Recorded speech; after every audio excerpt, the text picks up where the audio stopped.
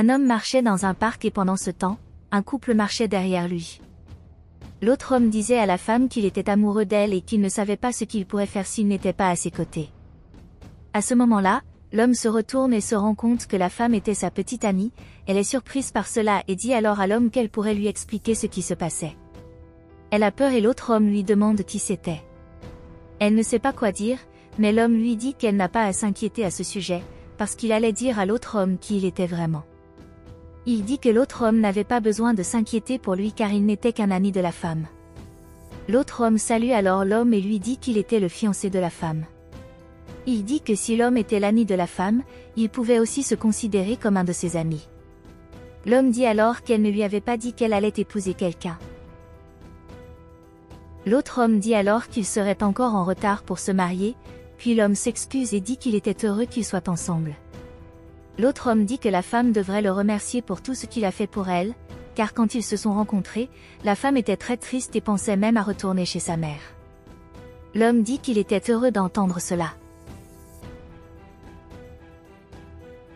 Il lui demande alors s'ils étaient ensemble depuis longtemps.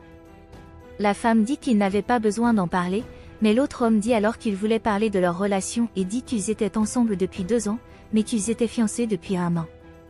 L'homme dit alors qu'il était très heureux qu'ils soient bien ensemble et qu'elle semblait être une personne qui le respectait beaucoup. L'autre homme dit qu'il était très heureux avec la femme car elle ne le tromperait jamais. Il demande alors à l'homme pourquoi il tenait ces fleurs, car elles étaient très belles et semblaient être pour une personne très spéciale. L'homme dit qu'ils étaient pour une personne spéciale, mais que cette personne l'avait rendu très triste et qu'il ne les lui donnerait plus. L'autre homme dit qu'il était désolé d'entendre la triste histoire de l'homme. Il dit que bientôt l'homme finirait par trouver quelqu'un d'autre pour lui. L'homme dit qu'il ne s'en souciait plus et dit qu'il livrerait les fleurs à la femme car elle aimait beaucoup les fleurs. L'autre homme dit qu'il ne savait pas que la femme aimait les fleurs. L'autre homme lui dit alors qu'il n'accepterait pas les fleurs de l'homme, mais qu'il n'accepterait qu'à une condition.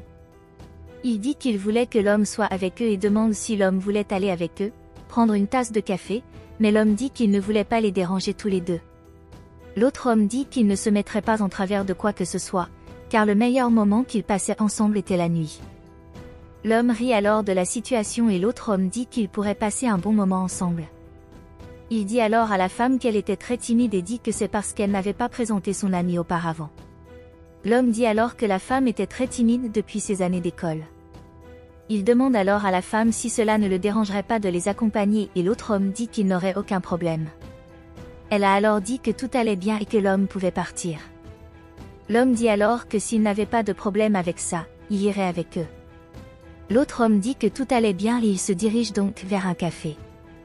L'homme ramasse alors les fleurs qu'il tenait et les jette par terre.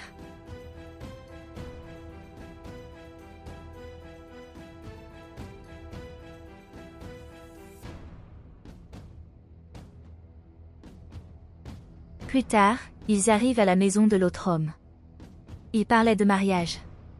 Un autre homme demande alors à l'homme s'il connaissait la femme depuis longtemps. Il a dit que oui et qu'il se connaissait depuis longtemps et que c'était pourquoi il en savait beaucoup sur la femme. L'autre homme dit qu'il a été impressionné par cela, puis l'homme demande si un autre homme connaissait l'un des parents de la femme. L'autre homme allait dire quelque chose, mais la femme lui dit de ne rien dire à ce sujet. Il dit ensuite qu'il voulait parler de sa belle-mère, qui était une personne très extraordinaire.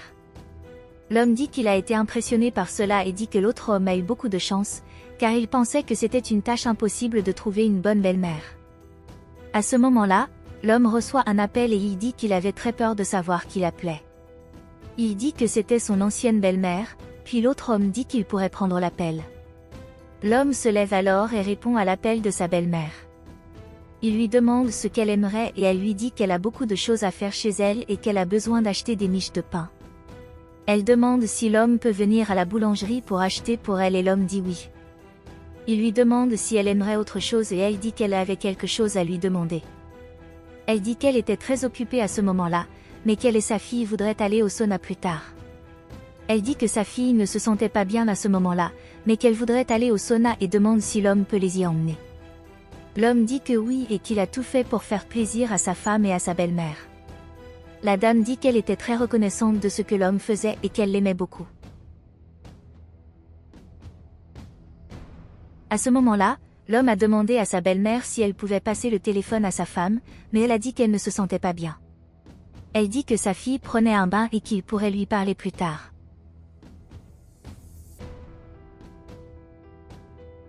L'homme dit à sa belle-mère d'arrêter de mentir parce qu'il voyait sa femme avec un autre homme.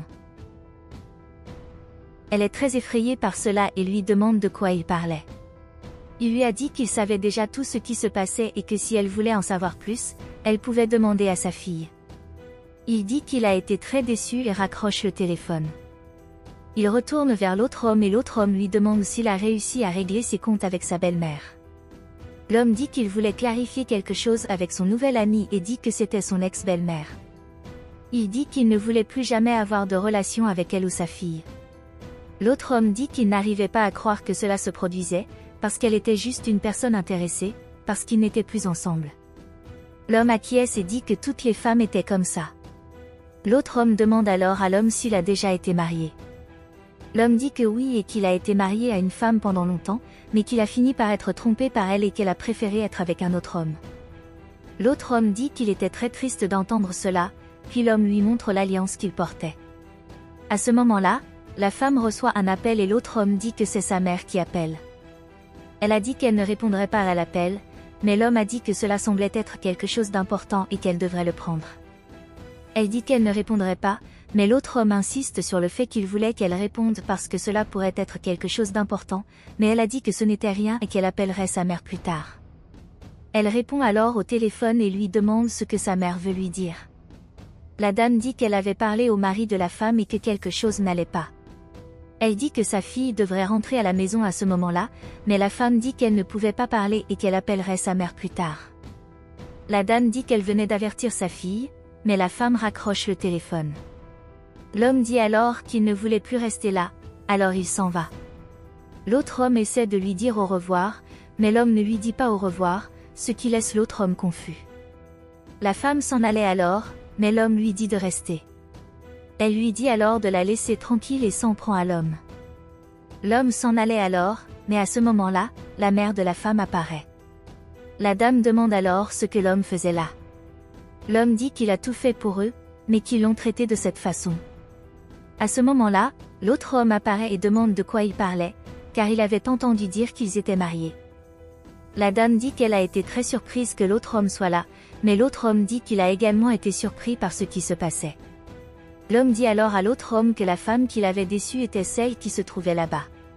L'autre homme lui demande si c'était vrai et s'il a été trompé. La femme lui dit qu'elle ne se soucie pas de ce qu'il pense et lui dit de partir. L'autre homme devient alors furieux de la situation et dit qu'ils devraient quitter leur maison et ne jamais revenir. Mais la dame dit qu'ils étaient très nerveux et qu'elle allait leur préparer quelque chose à boire. Lorsqu'ils entrent dans la maison, la femme dit à l'homme qu'elle est désolée de ce qu'elle a fait.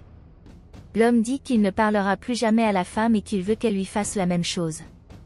Il a dit qu'il savait qu'elle était avec cet homme uniquement par intérêt à ce qu'elle puisse être avec lui. Elle a dit qu'elle voulait être à ses côtés parce qu'elle l'aimait beaucoup, mais il a dit que c'était un mensonge et qu'il ne voulait plus jamais être à ses côtés. Il a dit qu'il ne croyait plus un mot de ce que la femme disait, puis il s'est éloigné. Elle essaie de lui demander de revenir, mais il ne le fait pas. À ce moment-là, la dame apparaît et demande si sa fille a réussi à résoudre la situation, mais elle dit non et que l'homme est parti. La dame se demande alors ce qu'il ferait maintenant de l'argent. La femme dit que c'était la faute de sa mère et qu'elle n'aurait pas dû l'écouter. La dame dit qu'ils auraient besoin de quelqu'un d'autre pour payer leurs factures et court après sa fille.